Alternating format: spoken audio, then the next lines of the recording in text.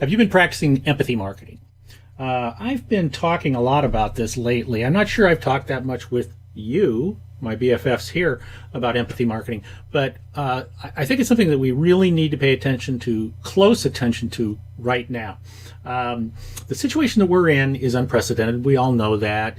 We don't know what's going to happen. We don't know where it's going to come out or anything like that. But one of the things that has happened is that our personal lives and our professional lives, in the past, we've tried to sort of keep them, a lot of us try to keep those things a little bit separate. So it's sort of like our personal, our home, our family, everything like that. They're over here. We compartmentalize them over here. Our professional lives, going to work, all that, we compartmentalize over here. So for example, you get up in the morning, you get dressed, you have breakfast, you're with your family, you might be focused on them, you're feeding your kids, whatever it is that's going on down there, in there. And then you go get in your car and you go to work, right? And in that time, you're transitioning from personal to professional. And then you go to work, and now your mind shifts into the professional mode, into the business mode. And then you spend the day doing that. And then afterwards, you take that hat off, you go back and get in your car, you drive back home, and you shift back into here. That is kind of how it's been forever, right? Not anymore. Because now these two worlds are not colliding, but they're kind of merging together to where the way we are looking at things now is it's a combination of both. Okay. In particular, if we think in terms of our professional lives, we now have our personal lives are really, really enmeshed in that right now. So as an example, if you do have kids at home, they're probably not going to school, right? They're probably doing virtual. And so you have to pay attention to that. And you're thinking about that, that your kids are now at home studying and they're not at school and separated from their home life. So this type of thing is something that we need to be paying attention to. And I'm pushing my clients more and more to think about this from a perspective of their messaging, how they talk to people, how they communicate with people. And I thought that, and I realized that, empathy, I need to be talking with you more about empathy, not just from this perspective, but I also need to be more empathetic with you. So I am going to focus a little bit more on you personally. I want to share with you something this morning that is pretty cool, and I think you're going to like it. And you might want to check it out. Check out a couple of things, and then share a couple of things that I picked up this morning while I was reading. I subscribe to a few daily and weekly newsletters, okay, that I think are, and not all of them are just business. In fact, I have a few personal ones. One I want to in particular recommend to you. I believe it's a weekly newsletter. Yes, as a matter of fact, it is. And here, I'm going to pop this picture up here for you. It's called Recomendo, and this is a pretty cool little newsletter. It comes out once a week, and these people, and I really don't know who they are, but they're pretty cool. They just recommend stuff. So like here this week, they're recommending a documentary, recommending a cheap pocket synthesizer, wallpapers for your computer screen, right? Here's some green trash bags that they're recommending. And then also some therapy alternatives, saying that, well, if maybe you don't like talk therapy and you still feel like you might need some therapy. Here's some examples of things that you can do.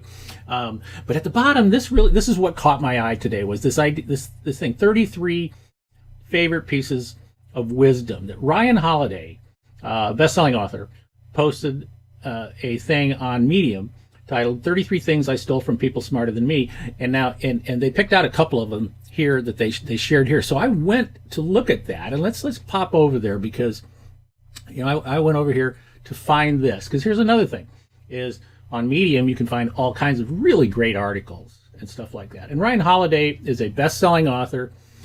He wrote the book The Obstacle Is the Way, and I actually knew about it. I have not read it, but I have ordered it since, and I'm going to be reading it soon. But here he turned 33, which of course I don't even remember turning 33. That was so long ago. But he said, here, to mark my 33rd birthday, I've made a list of 33 of my favorite pieces of wisdom. So you might want to go in and just go look at all of these, because I'm not going to talk about all of them, obviously, but I'm going to share a few of them that in particular resonated with me this morning as I was reading through this. Let's find them here. So, and explain to you why these resonated. Okay, so number 6, a French journalist who was writing a piece about his book, Trust Me, I'm Lying, once told me that love is best spelled Time. I don't think I've heard anything truer or more important in my role as a husband or father. I 1000% agree with this. The next one, 6, ties in with this, and I want to make a comment about this. Jerry Seinfeld's concept of quality time versus garbage time. Ordinary moments can be gifts if we choose to see them that way.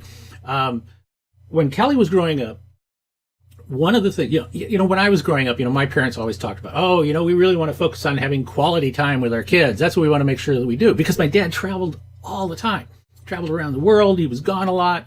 My mom had a full-time job too, and so they would focus on. And I'm not slighting my parents for on this for any reason or anything like that, other than the fact that I do remember that they used to say the important thing is quality time. That's baloney. All right, the important thing is time. And one of the things that I pride myself in was that when my daughter Kelly was born, I told myself that I was not going to be an absentee father, and that I was going to give her as much time as I possibly could. And that all time with her can be deemed as quality time. So as she grew up and she got involved in different sports and different activities and ballet and music and I mean all these different things, I made sure that I was there for all that stuff. I made sure that I was there to go on walks with her. To every week we would have a daddy-daughter date night. Kay and I, my smoking hot wife, Kay and I would have our date nights, but then Kelly and I would have our daddy-daughter date nights. We had daddy-daughter trips every year. I made her, those of you that have followed me for years, you know that I made Kelly's birthday a national holiday. That it was 100% impossible for anybody to book me to do anything away from home on my daughter's birthday. And that stayed until she moved out of the house. Right. And so I just want to share that and nowadays in the situation that we're in right now, you know what? If there's something I can recommend for you this week, spend time with your family. Spend time with the people who are most important to you. Even if it's sort of like even when Kelly comes home and we just sit and we watch football on TV, or we sit and we watch golf on TV, or we watch some dumb movie together or something like that. And, we're Zooming with each other now. We Zoomed and we watched Three Amigos. Silly, dumb movie, okay? But we were Zooming with each other and texting and making jokes and laughing and everything like that about all that stuff. That's time. Quantity time is more important. Here's something, many of you know that, we have, if you go to our website, theadventure.com, you'll notice on there, it says the rules, Steve's rules. And if you want to work with Steve, you got to agree to the rules. And we learned a long time ago, the hard way I might add, that we needed to have rules for how we were going to work with people. Because we did not want this to just be just like a job. We have our business because it's our business, right? Just like our life should be our life. And so we set up rules that we would say to people, you must first agree to these rules before we can start to work together. And it's just been awesome, because 98% of the time, the people who read that stuff, they go, I need to have rules myself. That's what I should do. And I go, yeah, that's exactly what you should do. You should have rules. So like here in number 17 of Ryan Holiday's list, he says that Steve Cam told him that the best and most polite excuse is to just say you have a rule. And I can't agree with that more, because, I have a rule that I don't decide anything when I'm on the telephone. I have a rule that I won't accept gifts. I have a rule that I don't speak for free anymore. That you just, because people respect rules. And if you can say, I have a rule for that, then they accept that it's not you rejecting the offer.